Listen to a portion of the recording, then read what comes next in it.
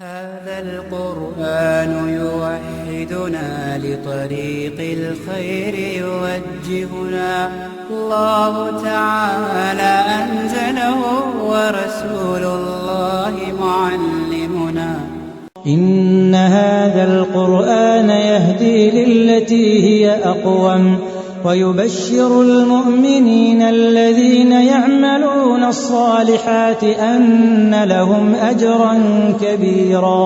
الحمد لله وكفى وسلام على عباده الذين اصطفى. أعوذ بالله من الشيطان الرجيم. بسم الله الرحمن الرحيم.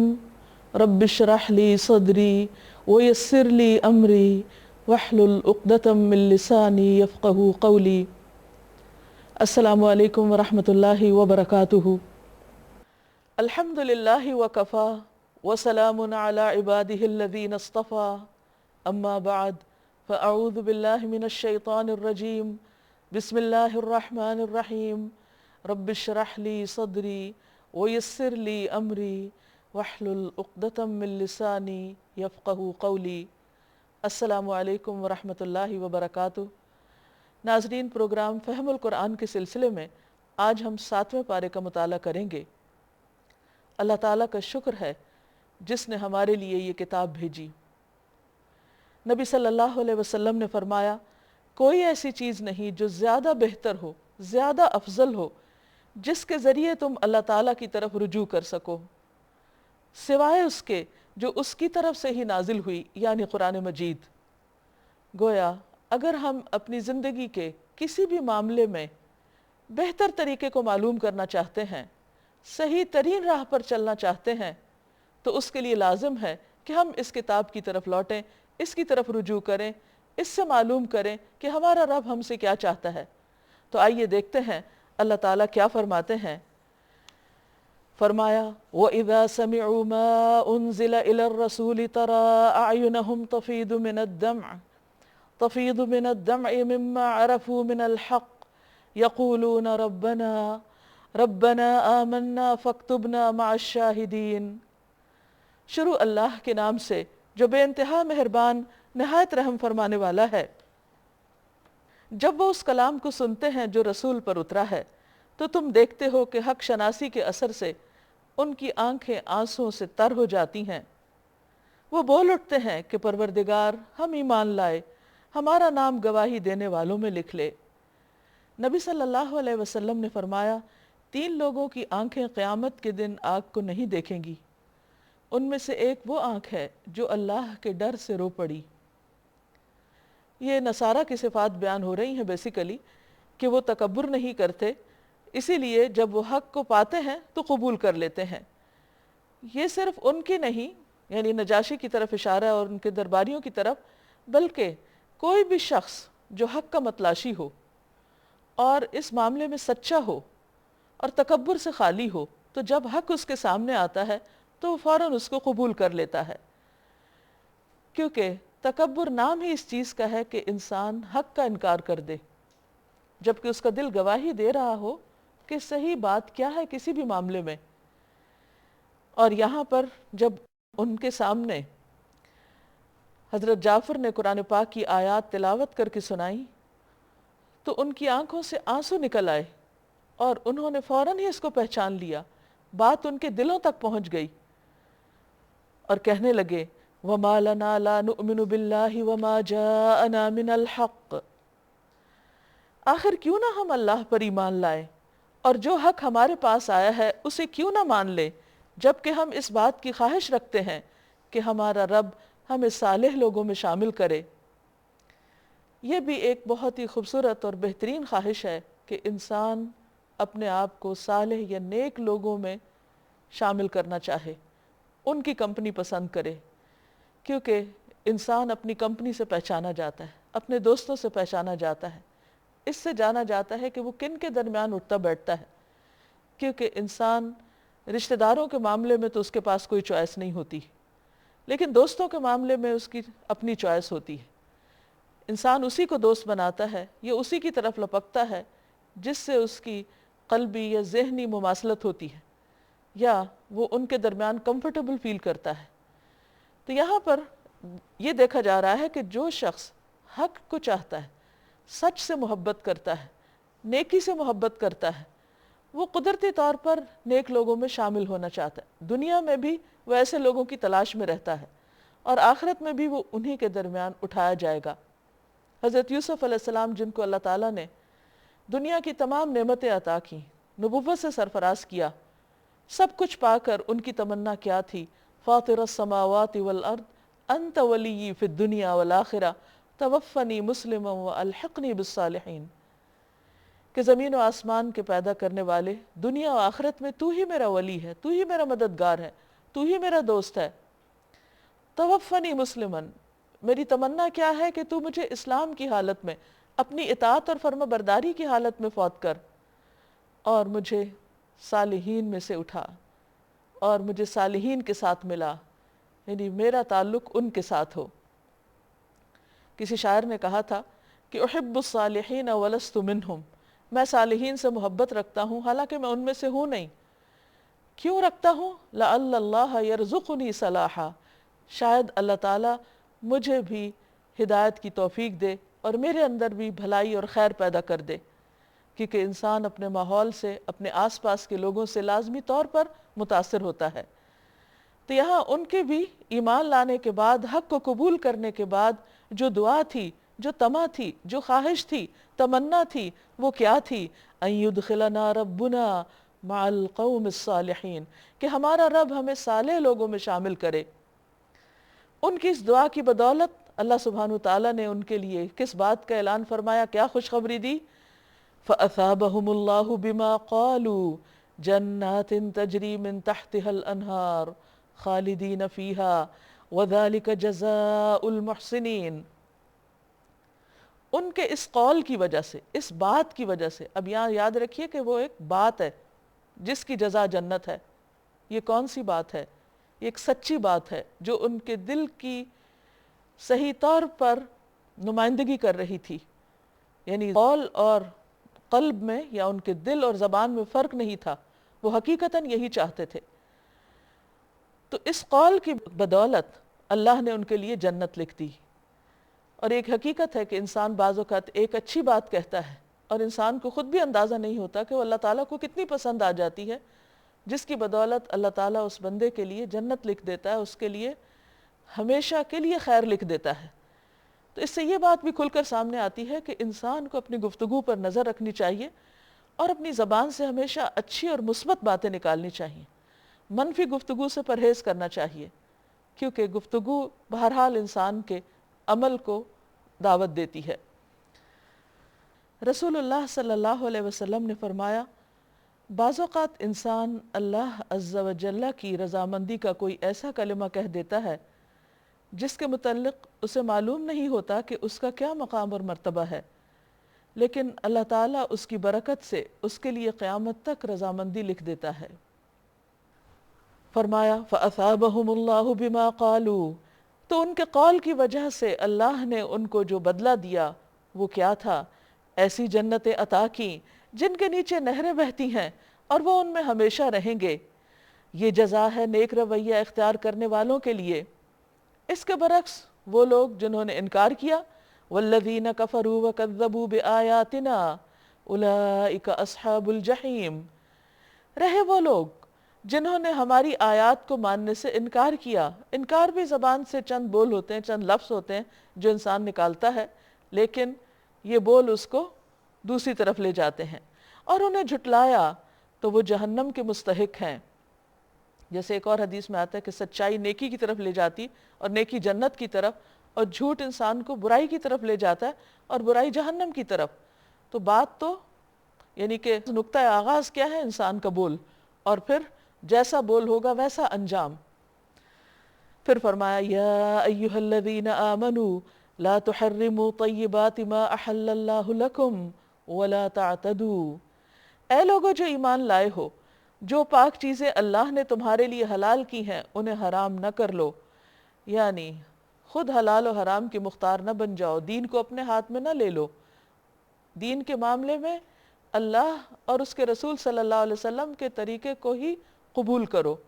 یعنی انسان بعض اوقات دین کے معاملے میں کچھ چیزوں کو قبول نہیں کرتا اور کچھ چیزوں کو اپنی مرضی سے تبدیل کرنا چاہتا ہے، اس کی انسان کو اجازت نہیں دی گئی.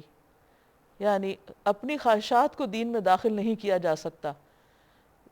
مومن ہونے کا تقاضا یہی ہے کہ انسان جس چیز پر زبان سے ایمان لایا ہے پھر عمل سے بھی اس کے مطابق اپنے آپ کو سچا ثابت کرے، یعنی عمل میں بھی وہی چیز آئے.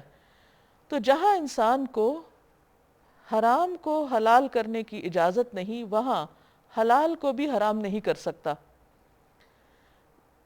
بعض اوقات انسان یہ سمجھتا ہے کہ شاید اللہ تعالیٰ کی کچھ حلال کردہ چیزوں کو جب وہ اپنے لیے حرام کر لے گا، ان سے اپنے آپ کو محروم کر لے گا، یا جائز خواہشات یا جائز لذت سے اپنے آپ کو روک لے گا، تو ہو سکتا ہے کہ اللہ کے زیادہ قریب ہو جائے یا اللہ کی زیادہ محبت اس کو حاصل ہو جائے.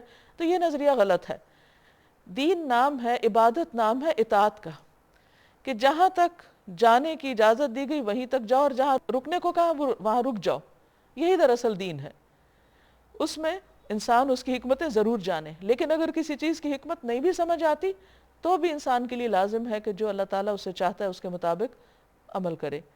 پھر فرمایا وَلَا تَعْتَدُوا، اور حد سے تجاوز نہ کرو، یعنی اللہ کی حدوں کو مت پھلانگو، اس سے آگے مت بڑھو، کیونکہ اسی کا نام پھر فسق ہوتا ہے، نافرمانی ہوتی ہے. ان اللہ لا يحب المعتدین، بے شک اللہ حد سے بڑھنے والوں کو، زیادتی کرنے والوں کو پسند نہیں کرتا. حد سے بڑھنا کسی بھی معاملے میں، خواہ دین کا معاملہ ہو یا دنیا کا معاملہ، دونوں میں ہی ناپسندیدہ ہے. خوبصورت راستہ اعتدال کا راستہ ہے. تو یہاں سے ایک بہت اہم بات پتہ چلتی ہے کہ ہمارے دین میں مادی چیزوں سے جسمانی دوری نہیں، ذہنی اور قلبی دوری پسندیدہ ہے، کہ انسان ان چیزوں کا لالچی نہ ہو، ان چیزوں کے پیچھے غلط کام نہ کرنے لگے، لیکن اگر حلال اور جائز اور معتدل طریقے سے اللہ کی نعمتوں کو استعمال کرتا ہے تو یہ بھی اس کی شکر گزاری میں شامل ہوتا ہے، اور یہ بھی عبادت کا حصہ ہے. وَكُلُوا، اور کھاؤ، وَكُلُوا مِمَّا رَزَقَكُمُ اللَّهُ حَلَالًا طَيِّبًا، اس میں سے جو تم کو اللہ نے رزق دیا ہے حلال پاکیزہ.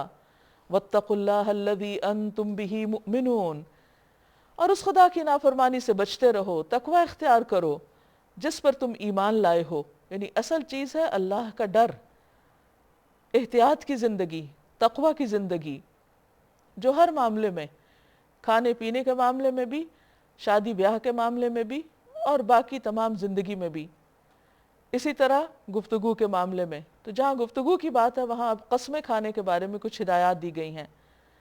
لا یؤاخذکم اللہ باللغو فی ایمانکم ولکن یؤاخذکم بما عقدتم الایمان، تم لوگ جو محمل قسمیں کھا لیتے ہو، یعنی لغو قسمیں، ان پر اللہ گرفت نہیں کرتا، یعنی بے معنی قسم کی جو ہوتی، اگرچہ وہ بھی پسندیدہ نہیں، مگر جو قسمیں تم جان بوجھ کر کھاتے ہو ان پر وہ ضرور تم سے مواخذہ کرے گا.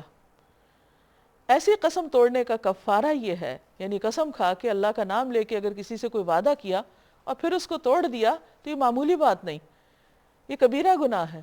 اور اس سے توبہ کا طریقہ کیا ہے کہ انسان اس کا کفارہ دے، یعنی کچھ صدقہ دے. وہ کفارہ کیا ہے کہ 10 مسکینوں کو وہ اوسط درجے کا کھانا کھلاؤ جو تم اپنے بال بچوں کو کھلاتے ہو، یا انہیں کپڑے پہناؤ، یا ایک غلام آزاد کرو. اور جو اس کی استطاعت نہ رکھتا ہو وہ 3 دن کے روزے رکھے، کنزیکٹیو، یعنی اکٹھے ایک ہی بار، مسلسل 3 دن. یہ تمہاری قسموں کا کفارہ ہے جب کہ تم قسم کھا کر توڑ ڈالو. اپنی قسموں کی حفاظت کیا کرو، اس طرح اللہ اپنے احکام تمہارے لیے واضح کرتا ہے، شاید کہ تم شکر ادا کرو. اس میں شکر گزاری کی کیا بات ہے؟ شکر گزاری اس لیے کہ اللہ تعالیٰ نے یہ بھی بتا دیا کہ کیا غلط ہے، اور پھر اس غلطی سے نکلنے کا طریقہ بھی بتا دیا. یہ اس کی کتنی بڑی مہربانی.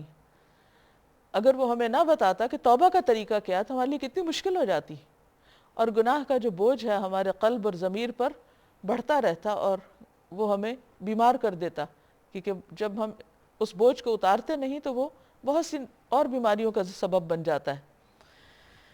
ایک اور چیز جو یہاں بہت اہم ہے، وَاحْفَظُوا أَيْمَانَكُمْ، اپنی قسموں کی حفاظت کرو. زبان کی حفاظت بھی ضروری ہے، قسموں کی حفاظت، حلال حرام کی تمیز میں بھی حفاظت. نبی صلی اللہ علیہ وسلم نے ایک موقع پر فرمایا تھا کہ احفظ اللہ یحفظک، تم اللہ کے احکامات کی، اللہ کی باتوں کی، اللہ کی حدوں کی حفاظت کرو، اللہ تمہاری حفاظت کرے گا۔ یعنی جو شخص یہ چاہتا ہے کہ وہ اللہ کی پروٹیکشن میں رہے، اس کو پھر اللہ کی حدود کی حفاظت کرنی چاہیے۔ زندگی میں ہم اکثر فکر مند ہوتے ہیں، پریشان ہوتے ہیں، خوف زدہ ہوتے ہیں، تو ان بہت سی پریشانیوں سے نکلنے کا طریقہ کیا ہے، حل کیا ہے کہ انسان اللہ تعالیٰ کی حدود کی حفاظت کرے۔ اور یہ حفاظت کب ہوگی؟ جب انسان کے اندر تقویٰ ہوگا، احتیاط کرے گا، اللہ کا ڈر ہوگا کہ کہیں میں وہ کام نہ کر بیٹھوں جو اس کو ناپسند ہو۔ پھر فرمایا یا ایہا الذین آمنوا، اے لوگو جو ایمان لائے ہو، انما الخمر والمیسر والانصاب والازلام رجس من عمل الشیطان فاجتنبوہ لعلکم تفلحون۔ اے لوگو جو ایمان لائے ہو، یہ شراب اور جوا اور یہ آستانے اور پانسے، یہ سب گندے شیطانی کام ہیں، ان سے پرہیز کرو، امید ہے کہ تمہیں فلاح نصیب ہوگی۔ یعنی اگر تم کامیاب ہونا چاہتے ہو تو یہ 4 شیطانی کام جن کو حرام قرار دیا گیا ہے، ان سے مکمل طور پر اجتناب کرو۔ ان میں پہلی چیز شراب ہے۔ عام طور پر لوگ اعتراض کرتے ہیں کہ کہاں حرام کا لفظ لکھا ہوا ہے، لیکن میری سمجھ میں کبھی نہیں آتا کہ جس چیز کو گناہ کہا گیا ہو، جیسے سورۃ البقرہ 2:19 میں فرمایا، اور جس چیز کو شیطانی کام کہا گیا ہو، وہ چیز جائز کہاں سے ہو سکتی، اس کے لیے رخصت کہاں سے ملتی؟ یعنی ایک ہے اللہ کا راستہ اور ایک ہے شیطان کا راستہ۔ ان چیزوں کی دعوت شیطان دیتا ہے، شیطان انسان کے لیے ان کاموں کو اٹریکٹیو بنا کے انسان کے لیے پیش کرتا ہے۔ تو اور دوسری طرف یہ کہ حدیث میں واضح طور پر حرام کا لفظ آیا ہے۔ نبی صلی اللہ علیہ وسلم نے فرمایا اللہ تعالیٰ نے شراب کو حرام کر دیا ہے، تو جس شخص کو یہ آیت پہنچ جائے اور اس کے پاس شراب میں سے کچھ موجود ہو تو نہ پیے نہ اس کو فروخت کرے۔ عبداللہ ابن عمرو رضی اللہ عنہ بیان کرتے ہیں کہ نبی صلی اللہ علیہ وسلم نے فرمایا شراب خباثتوں کی جڑ ہے، جس نے شراب پی 40 روز اس کی نماز قبول نہ ہوگی، وہ آدمی جاہلیت کی موت مرے گا جس کے پیٹ میں مرتے وقت شراب ہوگی۔ خود قرآن مجید میں اللہ تعالیٰ فرماتے ہیں ما آتاکم الرسول فخذوہ وما نہاکم عنہ فانتہوا، جو رسول تمہیں دیتے ہیں اس کو لے لو، جس سے وہ روکتے ہیں اس سے رک جاؤ۔ تو جب آپ نے اس کو حرام کر دیا تو پھر ہمارے لیے کہاں سے حلال رہ گئی؟ پھر دوسری طرف جوا، شراب جو ہے یہ اصل میں انسان کے لیے غفلت کا سبب بنتی، انسان کے ہوش و حواس کی دشمن۔ اللہ تعالیٰ نے انسان کو یہ زندگی جو دی ہے یہ بڑی قیمتی ہے، اور اس میں جائز ضرورت کے تحت آرام کرنا، کھانا پینا، شادی بیاہ، وہ سب ٹھیک ہے اپنی جگہ، وہ انسان کی ضروریات ہے جو اللہ نے رکھی، حلال طریقے سے پوری کرنا وہ بھی عبادت ہے۔ لیکن جن چیزوں سے اللہ تعالیٰ نے منع کیا، اور پھر کام کاج کے دوران، عبادت کے دوران جو چیزیں انسان کو غافل کرنے والی ہیں، ان چیزوں کو ہمارے لیے منع کر دیا گیا، جن میں سے شراب ہے، کیونکہ پیچھے ہم نے پڑھا کہ شراب اس وقت مت پیو جب نماز کا وقت ہو، کیونکہ ایسا نہ ہو تمہیں پتہ ہی نہ چلے تم نے کیا پڑھا۔ اور دن میں 5 دفعہ نماز کا وقت ہوتا ہے، اگر ایک دفعہ انسان نشے میں آ گیا ہے تو ہو سکتا ہے کہ دوسری نماز تک اس کا نشہ دور ہی نہ ہو۔ اور ایک نماز کا جانا جو ہے، جیسے نبی صلی اللہ علیہ وسلم نے فرمایا کہ عصر کی نماز کا ضائع ہونا، اس کو اس سے تشبیہ دی کہ گویا کسی کا گھر اور جو اس میں سب تباہ ہو جائے۔ ہمارے ہاں چونکہ اتنی کثرت سے نمازیں چھوڑی جاتی ہیں کہ لوگوں کو احساس ہی نہیں کہ ایک نماز کا جانا کتنی بڑی نقصان کی چیز ہے۔ جب کسی کا خدا نخواستہ گھر جل جائے یا گر جائے یا کوئی نقصان ہو جائے، کسی کے کاروبار میں کوئی نقصان ہو، تو لوگ دنوں تک افسوس کرتے رہتے ہیں اور دکھ محسوس کرتے ہیں۔ لیکن جب ایک نماز چلی جائے جو اس سے بھی بڑا نقصان ہے کہ گھر اور گھر کے اندر جو ہے، یعنی گھر والے بھی ساتھ ہی مر جائیں، تو اس سے بڑا نقصان انسان کرتا ہے جب ایک نماز جان بوجھ کے چھوڑ دیتا ہے، مگر اس کا احساس نہیں ہوتا۔ تو اس لیے ان تمام چیزوں سے روک دیا گیا جو انسان کی عبادت کے راستے میں رکاوٹ ہیں۔ پھر جوا جو ہے وہ انسان کے اندر بے حسی اور خود غرضی پیدا کرتا ہے، تو اس سے روک دیا گیا، اور اس میں لاٹری، اس قسم کی تمام چیزیں آتی۔ اور پھر آستانے، جہاں پر اللہ کے علاوہ دوسروں کے نام کے لیے جانور وغیرہ کو قربان کیے جاتے ہیں، والازلام، اور پھر یہ پانسے، تیر اور یعنی فالگیری وغیرہ کہ جس میں غیر اللہ سے مدد لی جاتی ہے. تو یہ تمام چیزیں دین کی دشمن ہیں. فرمایا فاجتنبوہ لعلکم تفلحون، ان سب سے بچو، ان سب کو چھوڑ دو تاکہ تم کامیاب ہو سکو. چونکہ یہ شیطانی کام ہے، اس لیے شیطان تو یہ چاہتا ہے کہ شراب اور جوئے کے ذریعے سے تمہارے درمیان عداوت اور بغض ڈال دے اور تمہیں خدا کی یاد سے اور نماز سے روک دے.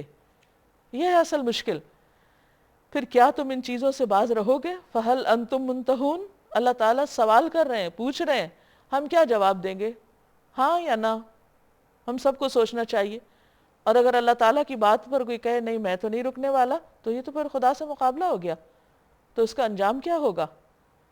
وَأَطِيعُوا اللَّهَ وَأَطِيعُوا الرَّسُولَ وَاحْذَرُوا، اور اللہ کی اطاعت کرو اور رسول صلی اللہ علیہ وسلم کی اطاعت کرو. یعنی ساتھ ہی بتا دیا گیا کہ جو رسول تمہیں دے وہ لے لو. جو نبی صلی اللہ علیہ وسلم نے تو واضح الفاظ میں شراب کو حرام کہا. وَاحْذَرُوا، اور ڈرو، بچو. فَإِن تَوَلَّيْتُمْ، اور اگر تم نے منہ موڑا، تم نے بات نہ مانی، فَاعْلَمُوا، تو جان لو، أَنَّمَا عَلَى رَسُولِنَا الْبَلَاغُ الْمُبِينُ، کہ بے شک ہمارے رسول پر تو کلم کھلا پیغام پہنچانا ہے. یعنی اس نے تو میسج کنوے کر دیا، اس کی ذمہ داری پوری ہو گئی، آگے اب جواب دہی تمہیں کرنی ہوگی. اب یہاں سوال ہی پیدا ہو کہ جو لوگ پہلے یہ سب کچھ کرتے رہے ان کا کیا ہوگا؟ فرمایا جو لوگ ایمان لے آئے اور نیک عمل کرنے لگے، انہوں نے پہلے جو کچھ کھایا پیا تھا اس پر کوئی گرفت نہ ہوگی، پچھلے گناہ معاف، بشرطے کہ وہ آئندہ ان چیزوں سے بچے رہیں جو حرام کی گئی ہیں، اور ایمان پر ثابت قدم رہیں اور اچھے کام کریں، کیونکہ صدقہ اور نماز یہ پچھلے گناہوں کا کفارہ بنتی ہے. رسول اللہ صلی اللہ علیہ وسلم نے فرمایا جس نے اپنے ساتھی سے کہا آؤ جوا کھیلیں تو اسے چاہیے کہ کچھ صدقہ کرے. ان الحسنات یذہبن السیئات، پھر جس جس چیز سے روکا جائے اس سے رکیں، یہ شرط ہے توبہ کے لیے. اور جو فرمان الہی ہو اسے مانیں، پھر خدا ترسی کے ساتھ نیک رویہ رکھیں. وَأَحْسَنُوا، اللہ نیک کردار لوگوں کو پسند کرتا ہے. وَاللَّهُ يُحِبُّ الْمُحْسِنِينَ، ایسے لوگ اللہ کے محبوب ہیں جو اللہ کی خاطر اپنی خواہشات کو قربان کر سکتے ہیں، جو حرام چھوڑ کر حلال کی طرف آ جاتے ہیں. تو یقیناً وہ شخص جس کے دل میں ایمان ہوگا، اللہ کی محبت ہوگی، پھر اس کے لیے ان چیزوں سے نکلنا نہ صرف یہ کہ شراب بلکہ نشے کی کسی بھی چیز سے نکلنا پھر مشکل نہ رہے گا، کیونکہ ان چیزوں کا مقابلہ ایمان کے ساتھ کیا جا سکتا ہے. محض ول پار اور یہ چیزیں اتنی کام نہیں آتی. یا ایہا الذین آمنوا، اے لوگو جو ایمان لائے ہو، لیبلونکم اللہ بشیء من الصید، اللہ تمہیں اس شکار کے ذریعے سے سخت آزمائش میں ڈالے گا جو بالکل تمہارے ہاتھوں اور نیزوں کی زد میں ہوگا. کیوں؟ لیعلم اللہ من یخافہ بالغیب، اصل مقصد کیا ہے؟ یہ دیکھنے کے لیے کہ تم میں سے کون اس سے غائبانہ ڈرتا ہے. یعنی اللہ تعالیٰ مختلف طریقوں سے انسان کو آزماتا رہتا ہے، اور بعض اوقات ایسا ہوتا ہے جب آزمائش گزر جاتی ہے تو پھر انسان سوچتا ہے یہ کیا ہوا اور مجھے ایسا نہیں ایسا کرنا چاہیے تھا. ہاں اگر انسان اس کا احساس کر لے اور توبہ کر لے تو اللہ تعالیٰ معاف کرنے والا ہے. لیکن یہ جو آزمائش ہے کہ انسان کی دل پسند چیز جو اللہ کی ناپسند کی ہے وہ سامنے رکھی ہوئی، ہاتھ کی ریچ میں ہے، دور نہیں، کوئی روکنے والا نہیں، کوئی منع کرنے والا نہیں، فریلی اویلیبل ہے، اور پھر انسان صرف اللہ کے ڈر سے رک جائے. یہ ہے اصل ایمان، یہ ہے ایمان کی سچائی کہ دنیا کا کوئی خوف، دنیا کی کوئی لالچ، دنیا کا کوئی مفاد اور کسی کا کوئی پریشر وہ کوئی معنی نہ رکھے سوائے اس کے کہ انسان جو بھی کرے اللہ کے لیے اور جو چھوڑے اللہ کے لیے. تو اصل میں جب نبی صلی اللہ علیہ وسلم کے ساتھ صحابہ عمرہ حدیبیہ کے لیے جا رہے تھے تو اس موقع پر جب احرام کی حالت میں ایک دفعہ شکار کے پرندے بالکل قریب آ گئے تھے. چونکہ احرام میں شکار کرنا منع ہے تو باوجود اس کے کہ وہ بالکل قریب تھے، ان کے سروں پہ گر پڑ رہے تھے، لیکن انہوں نے ہاتھ نہیں لگایا، نظر اٹھا کے نہیں دیکھی کہ اللہ نے روکا ہے. اب آپ دیکھیے کہ یہ بذات ہی حرام نہیں تھے، یہ پرندے حلال تھے، شکار کیا جا سکتا تھا، وہ کھا سکتے تھے، لیکن یہ آزمائش تھی اور احرام کی حالت میں جتنی بھی پابندیاں وہ ایک امتحان ہے، آزمائش ہے، اور یہ امتحان سب سے پہلے ابراہیم علیہ السلام سے لیا گیا تھا. ان پر یہ چند چیزیں ان کو منع کی گئی تھیں. اللہ تعالیٰ اس کو قرآن مجید میں ذکر بھی کرتے ہیں، وَإِذِ ابْتَلَىٰ إِبْرَاهِيمَ رَبُّهُ بِكَلِمَاتٍ فَأَتَمَّهُنَّ. اللہ تعالیٰ نے ابراہیم علیہ السلام کو چند باتوں میں آزمایا اور انہوں نے ان کو پورا کر دیا. اس کے نتیجے میں اس امتحان میں کامیاب ہونے کی بنا پہ اللہ تعالیٰ نے فرمایا تھا انی جاعلک للناس اماما، میں تمہیں دنیا کا امام بنانے والا ہوں. اور پھر آپ دیکھیے کہ کس طرح اللہ تعالیٰ نے ان کی نسلوں میں برکت اور خیر رکھی. کیوں؟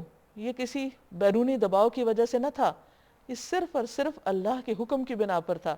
تو اصل کامیاب وہی ہے، اور اصل میں امامت کے لائق وہی ہے جو صرف اللہ سے ڈر کر اللہ کی نافرمانی کے کام چھوڑ دے.